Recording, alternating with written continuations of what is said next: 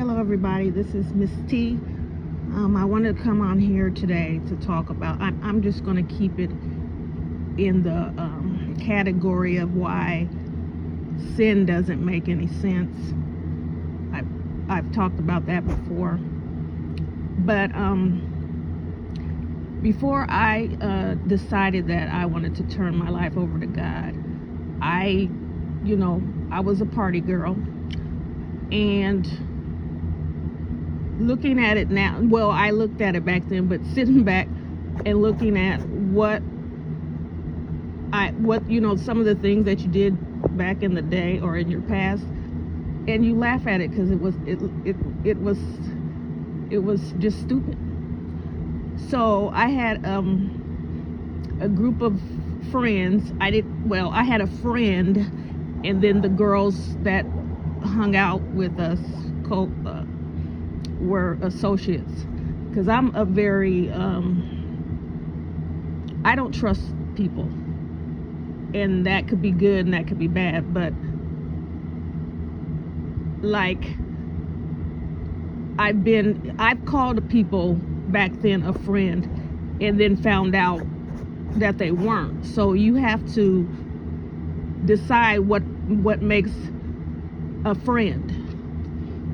Someone that will keep your secrets, someone who will be there when you need them, won't betray you or whatever.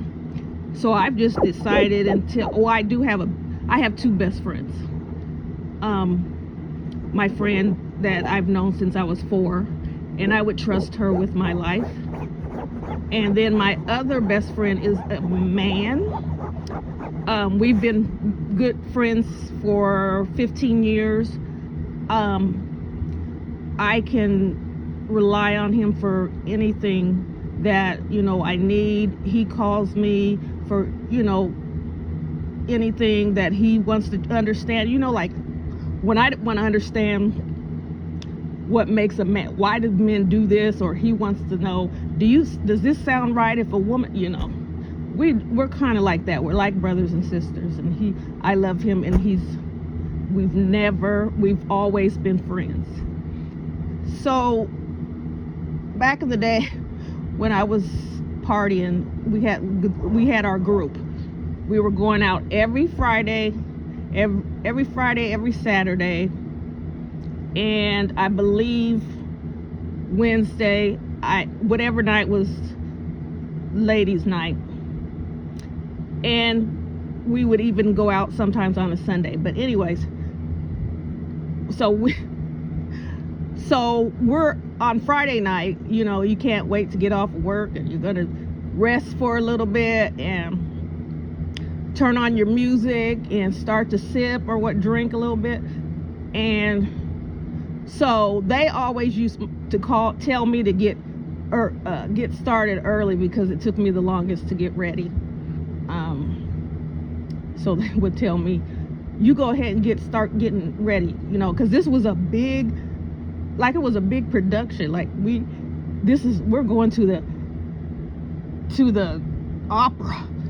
This is going to be so spectacular, but it's the same thing you do every weekend.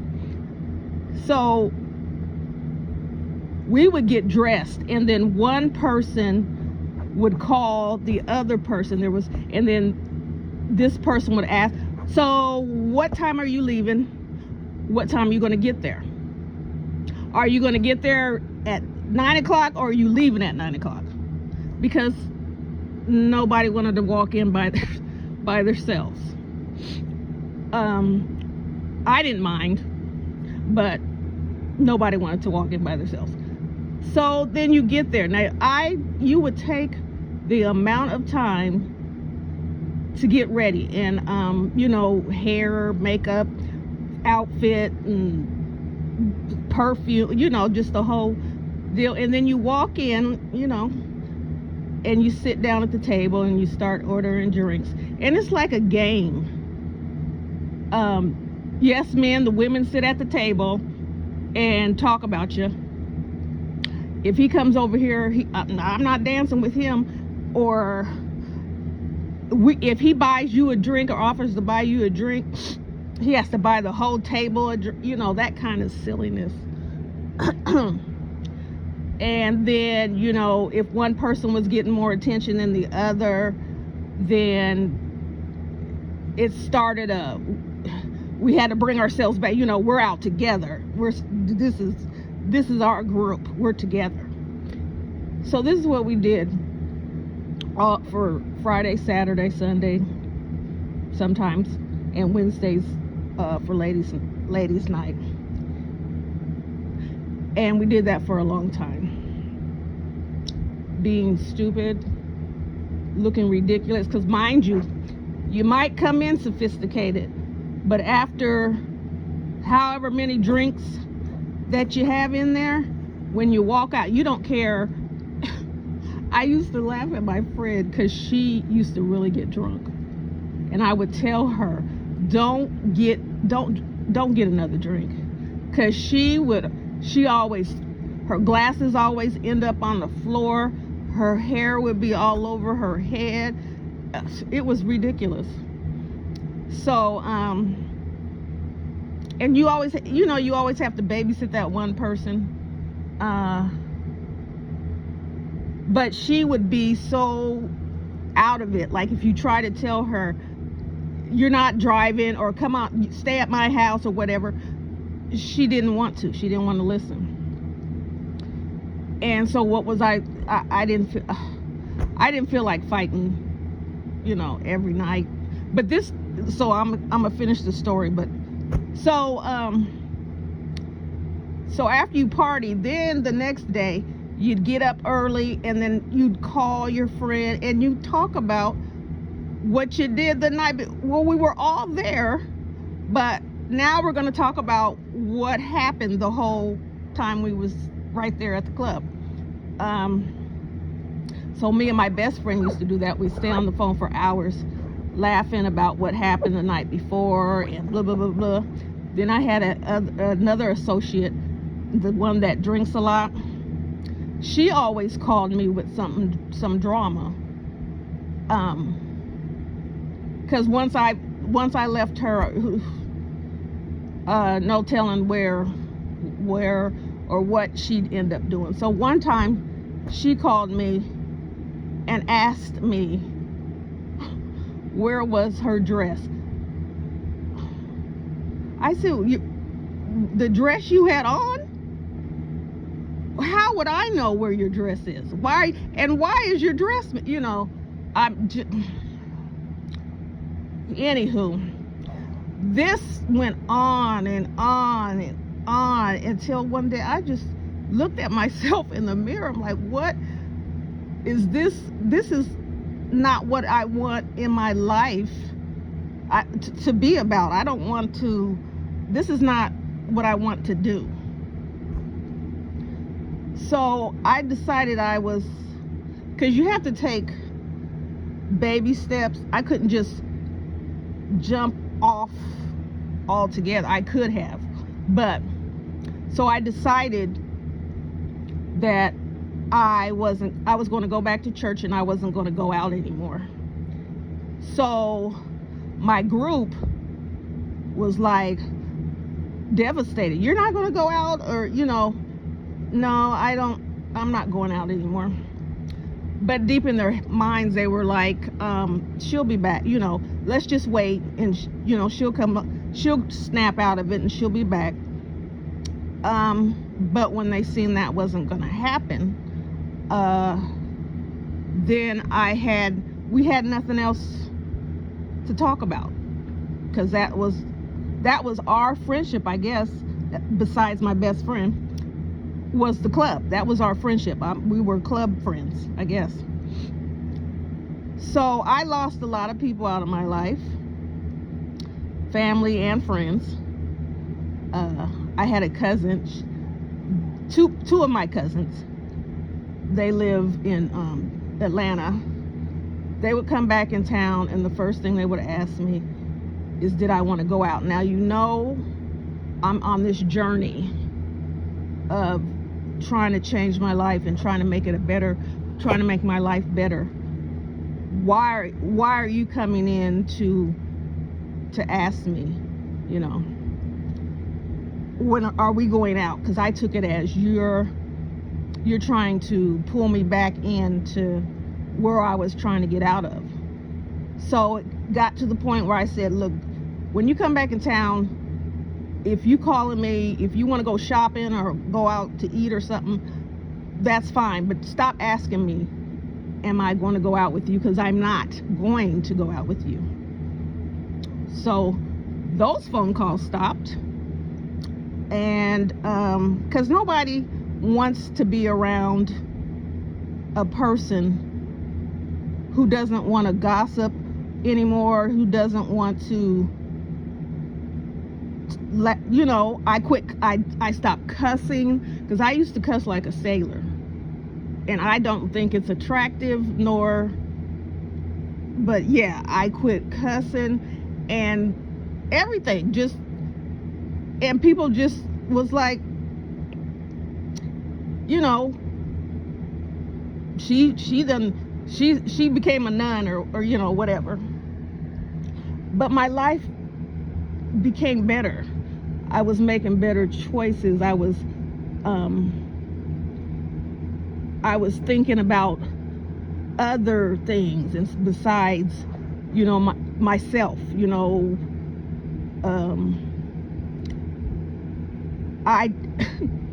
My friend, I'm not going to say this anymore, because he said, stop telling people how long you've been celibate, because yeah, but I stopped doing that, and my mind is so clear. I just feel so much better, because I get to know me again, and deal with issues that I didn't deal with before. So, you know, I didn't deal with some of the things that happened to me, or I had to deal with when I was a child. And so maybe that is the reason why. Maybe, you know, when you're trying to forget something, you sometimes use things to replace it, or you try to do things to keep it out of your head. So when I was drinking, I didn't feel it was a problem, because I only drank when I went out. But I wouldn't drink. We would just continue to drink. It was, and I don't even like the taste of liquor. That's how ridiculous sin is. I don't even like I would just guzzle. I try to hurry up and drink it down until I could start feeling that, you know, tingle. I'm getting ready, you know. It was ridiculous. But so my journey was alone. Me and God. I was alone, because people don't want to hear stuff about the Bible. People don't want to hear good things, or, you know, whatever. So then my friendships were in the church. They were in the church, and I met some, you know, wonderful people, and we did a lot of things together, and, you know. But then I started to feel that same thing again, like I traded in the club for the church, but they're still the same. I found out that I was being talked about behind my back by a woman who said she was my friend, and the person who told me that she was talking about me behind my back didn't tell me when she was talking about me behind my back. They told me when they got mad at her, maybe a year or so later. So the situation became, I expect that. I'm not mad at her, but if you're my friend, why would you wait? You know, you weren't going to tell me that's what she was doing, and why did she feel comfortable talking about me to you? And the only reason why you're telling me is because you're mad at her. So you know, you're not my friend either. You know, if I have a true friend, you're not going to sit up and talk about my friend to me in my face or nothing like that. That's not going down. So you learn a lot. I'm telling you, your mind gets clearer. You know, if I was just going out, I wouldn't care, you know, because blah, you know, that's what we do. We don't care. But so yeah, so I'm like, you know, when people join church, they think their life is going, oh, it's going to be wonderful. I'm going to be around people who are good people, and they're going to help me, and they're going to hold me up. And that's not true, because we're all sinners and we all fall short. And the people that are coming to church, you know, just like me seeking the Lord, they're coming from whatever they're coming from. So they're just human.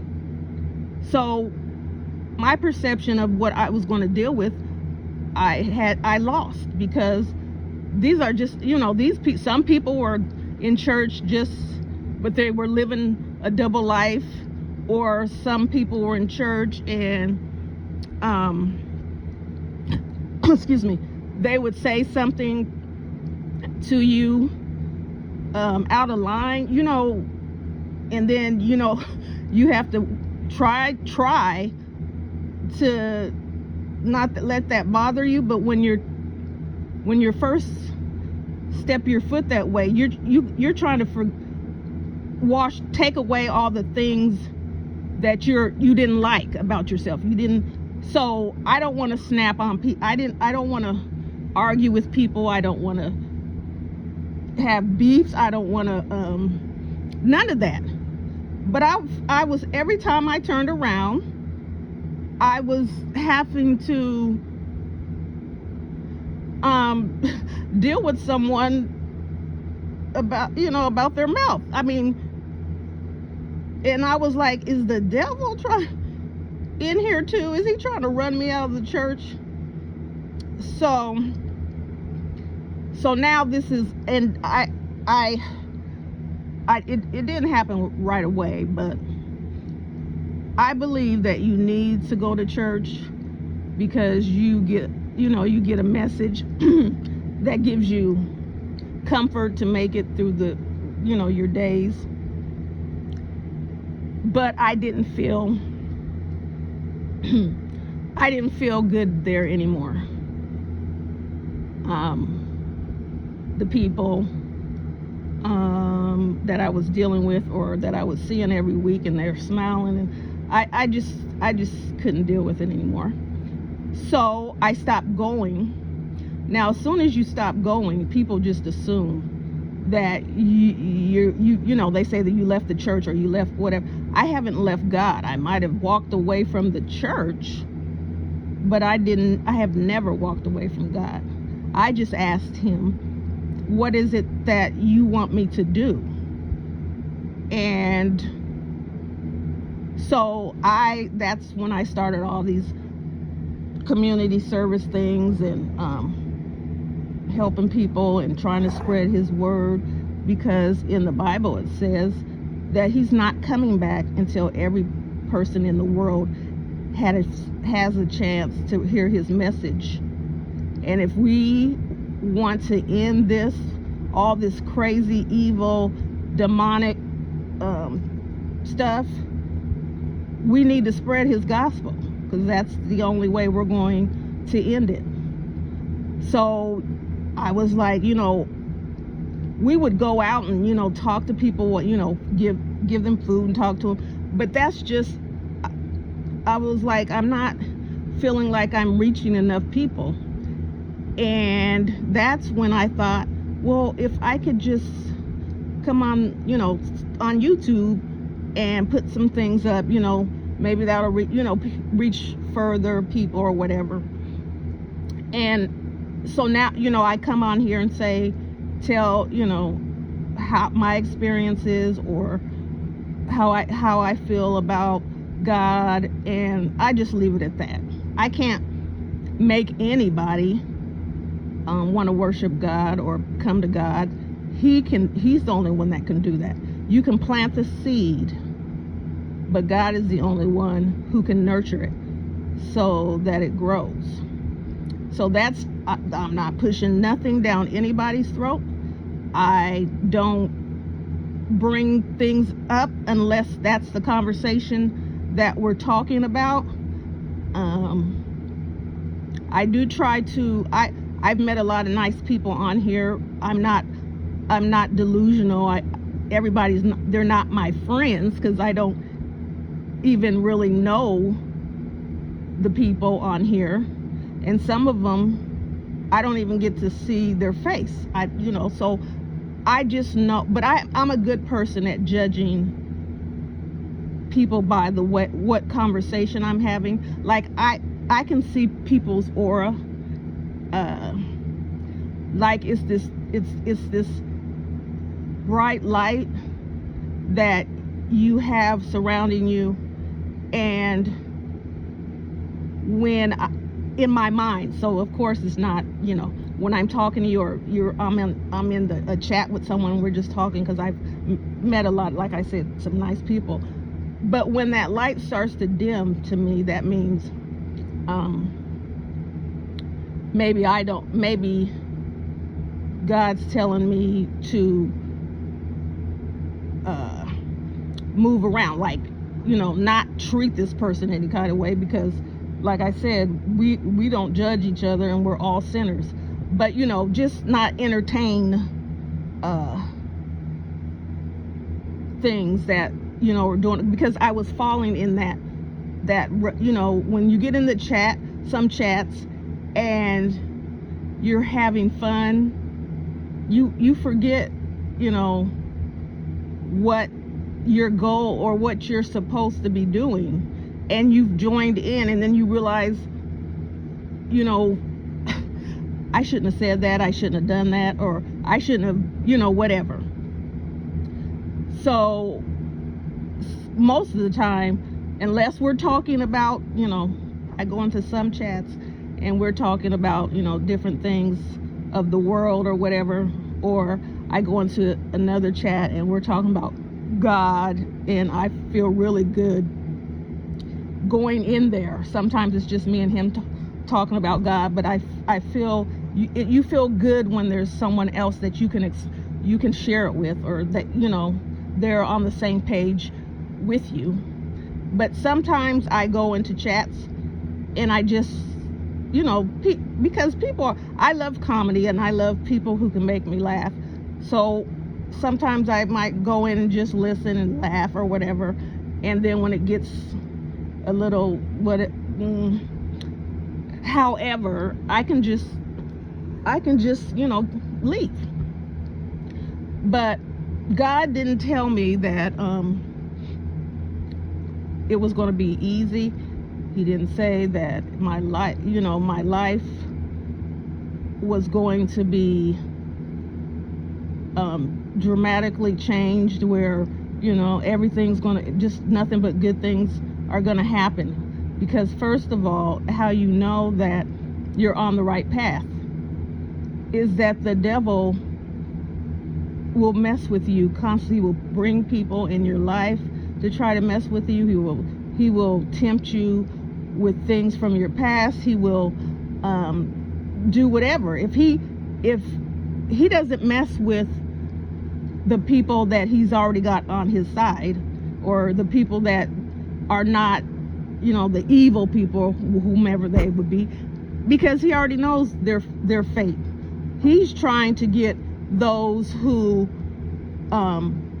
worship or try to do, even just good people. I believe there are good people just naturally, and some of them don't even go to church. They're just good people, and he doesn't like that, because he wants as many people as he can get to go where he's going. So like I said, you can't fight him without God on your side, because you alone don't have the strength, the intelligence, the power, or anything to do it alone. And that's the truth. You can't do it by yourself. You're tested every day. You have to take off some kind of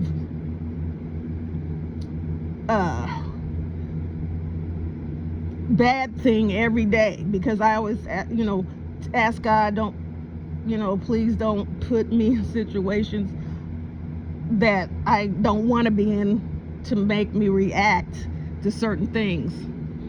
And sometimes, most of the time, it's all good, but sometimes you get that one time with that one person. My job, people are automatically going to be angry when they call because of the type of job that I do. So I have to maintain, my composure to them. But in the back of my mind, I have, oh, I'm not going to help you. You came on the phone talking smack from the jump, blah, blah, blah. I had to let that go, because I know that it works, because I've had people call me back and apologize for the way they talk to me, because the whole time they're just screaming and hollering, you people are stupid, and I can't believe blah, blah, blah, blah, and I just don't react. Do you need anything else that I can do for you? And then they hang up on me, and then call back and apologize, because when you are in a battle, and the person, because evidently what they wanted to do when they called me was to get me upset, or to make me react to them. And when you can't get a person to do that, that's no fun. You're fighting by yourself. So anyway, I fall sometimes because people are trying. They will try you, and you can't. This is where I go back and forth, because I know there is something, a text I can't remember in the Bible, that says you're supposed to turn the other cheek.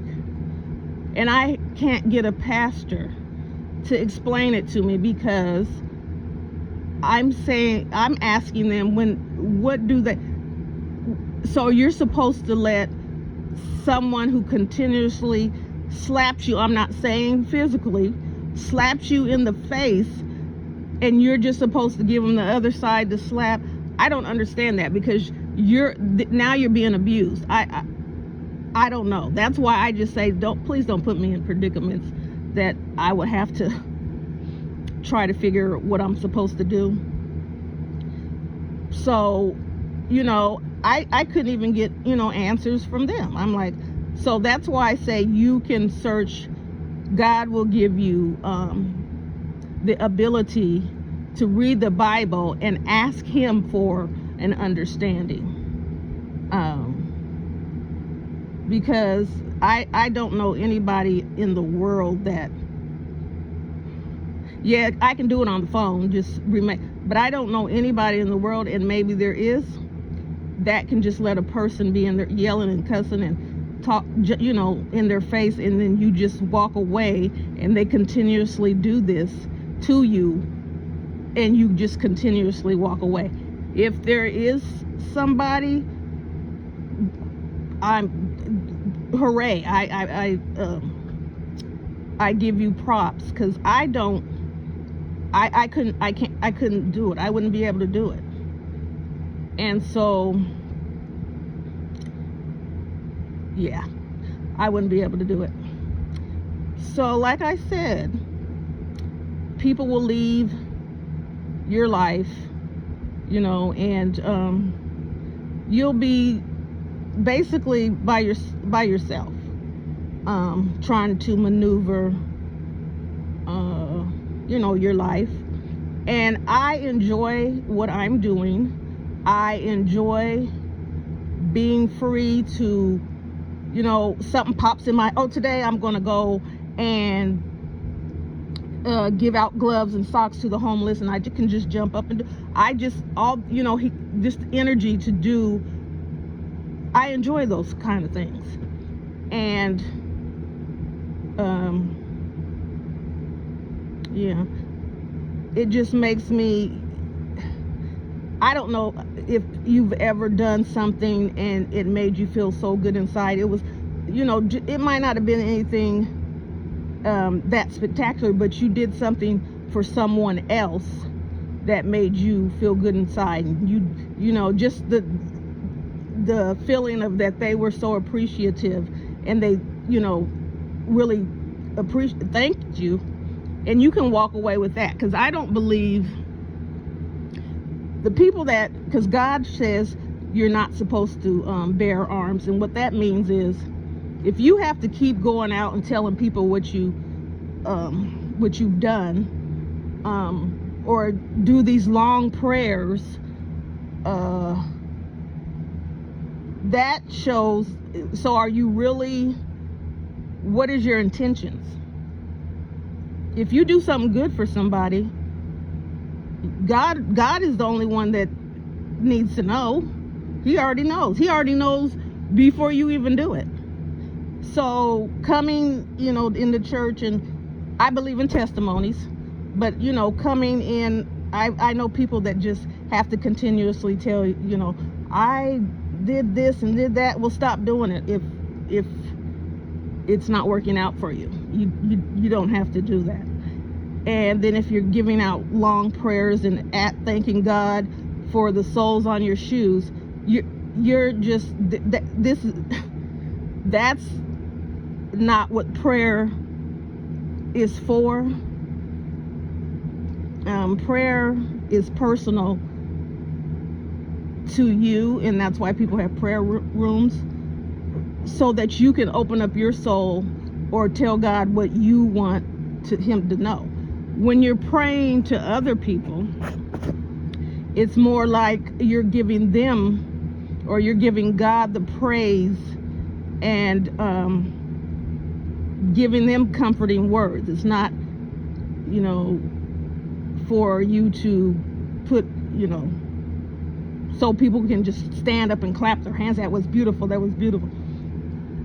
But yet that's what they do. And so you can't get upset when these things are happening. You're not going to change the world. We're not going to wake up and all be the same color. We're not going to,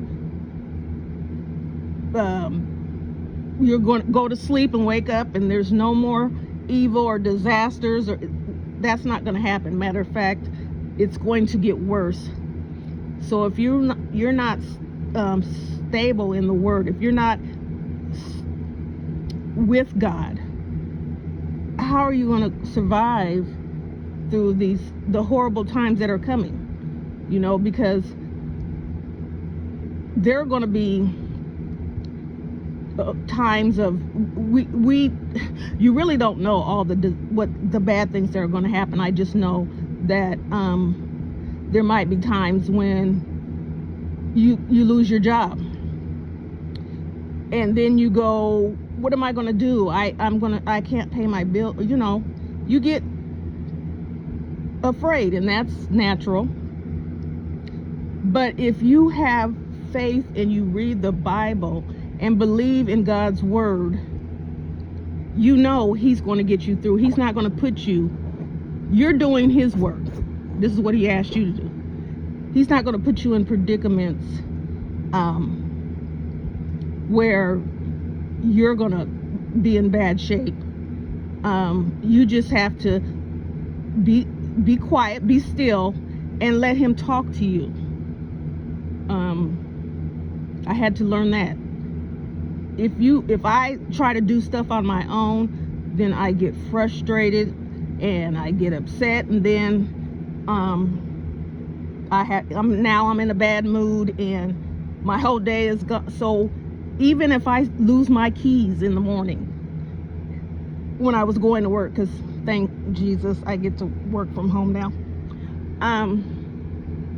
I would just sit I would just sit there and I would say a little prayer just to please help me find my keys, because I knew if I just got up and started my whole day, then you find your keys, you're late, you're trying to drive fast to get to work, and then the police pull you over, and then your day's going down your day's going down the hill. So I just trust in him and ask him for everything, because he does everything. And when I tell you, because there's a lot of people that don't believe that he's real. I never not believed that he was real, but when I was younger, I had no choice. I was forced to go to church. And so I didn't really have a personal relationship with him. I was a child. I was doing what I was told. I was listening to stories that I was told or whatever. I didn't have a personal relationship with him. And so the very day that I did have one, I was a teenager, and I was in a situation that I needed to get out of. And so in the back of my head is like, well, my mom always told me to pray, and so I'm going to do that. And this is probably the first time that I've prayed on my own. I just decided to pray. And okay, I'm just going to tell you the story, because some people don't get excited like I do. But anyways, I was in high school. My mom was a single parent, and we did not have money. We were poor. And so my mom had to buy me a bus pass for the whole month for me to go to school. And I lost it. I don't remember. I didn't know where I lost it, but I knew my mom was going to be upset, because she's not going to be able to get me another one. Now I'm going to have to walk, just all these things are running through my head. So I get up. I'm in my room. I'm tearing up everything. I'm knocking over stuff. My dresser, I just pulled all the drawers out, knocked over the dresser, tore my I have to find this bus pass. And so while I'm doing all this, that's where, I said my mom taught me, if you're in trouble or whatever, you just need to pray. So I did. I got on my knees and I asked God to help me find the bus pass. And then I got up and I sat on my bed, and I looked straight ahead, and the bus pass, I promise you, I knocked over everything. My dresser had nothing on it because I knocked it over on the floor. But when I got up and sat on my bed, the bus pass was on top of my dresser. And at first it scared me, because I really didn't expect, I guess I didn't expect, I don't know what I don't know. But that day, and it might sound simple to you, might sound ridiculous, whatever, that day I knew God is real for that little, because there is no way that bus pass could have got on that dresser. When I knocked it over, when I tore everything up, I stood it back up. But when I knocked it over and just tore up everything, there is no way that bus pass should have been on that dresser. Only through God's grace. And I don't know if he did that for me because he wanted me to believe that. because he had something for me to do. That kept always pulling at me. Like he has something that he wants me to do. And there used to, our pianist at church, because sometimes I don't go to church, like I said, but sometimes I would go back, and she always tells me, I can see it in your face, but just hold on, because God has something for you to do. And for her to tell me that, I'm like, how do you know that's what I'm battling with? What he has for me to do. And so yes, he showed me, and like he shows me in every single thing that he's real. I could not even go on living my life if I didn't believe there was a God, because of all the things that he's done for me. There's nothing that I wouldn't do for him, or do what he's asking me to do. I do fall short,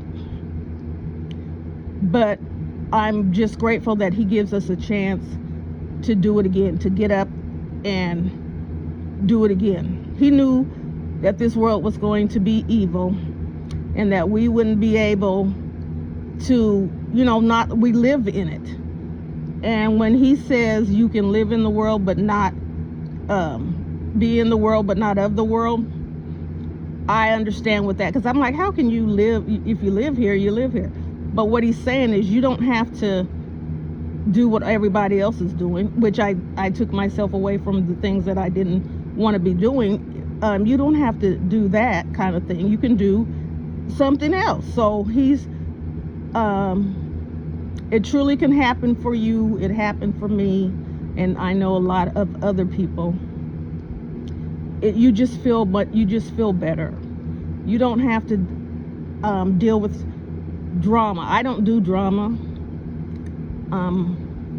I try to accept everybody if they want to accept me. You can't make somebody, whatever. I try to be nice to everybody, no matter. And it's kind of good, because you don't really know who you're dealing with. And so when you say something nice, because there's all different personalities and walks of life on YouTube, so you don't really know why everybody's actually on YouTube. And so you don't know if the person that just came in that chat is struggling and says they don't love their life and they want to end it, or whatever. Maybe just by you talking to them, telling them, just giving them some encouraging words, or just saying something nice to them, might, somebody, they might say, maybe I should, try. And maybe there are some good people left in the world. Because when we see everything around us and we watch TV, you just seem like, is there anybody left that is trying to be good or wants to be good? But I believe that, I know that that's true. So like I said, I don't judge nobody. I don't try to be mean to no one. I stay in my own lane. I can usually tell if I come, since I'm on here on the YouTube, if I can usually tell if someone doesn't want to interact or whatever. I just leave them alone. I just, I don't try to force it, but I'm not going to change who I am. That's not going to happen. So that's why I just like surrounding myself with positive people who, don't like drama or don't want to be in drama. I definitely do not, but I know, and I've learned that it doesn't matter if you don't want to be in it. If you're around or you're there, somehow you're going to find Drama's gonna come to you. It's the way you handle it that matters. So I once again want to thank all the people who support my channel. And I probably did a lot of and all that, and I'm trying to stop doing that because it's a bad habit. But thank you for supporting my channel. Thank you for all the people who share me or shout me out. I truly appreciate it. I appreciate all the good people I've met. There's been so many, and actually it's been lately it's just I've met so many nice people, and men and women, and it just makes me know that there are good people, naturally good people, and you can find them because they're there, and God will put good people in your life because he knows your heart, he knows your mind, he knows your everything because he created you. So I hope everyone is blessed. I hope that you're blessed with good health, and just that if you really, I'm telling you, prayer works. You get yourself in a situation or you don't know what to do, I suggest that you pray. It works. God's real. You're going to get an answer. It might not be right away. It might be right away. Whenever, he's going to answer. So everyone be blessed, and I will talk to you later.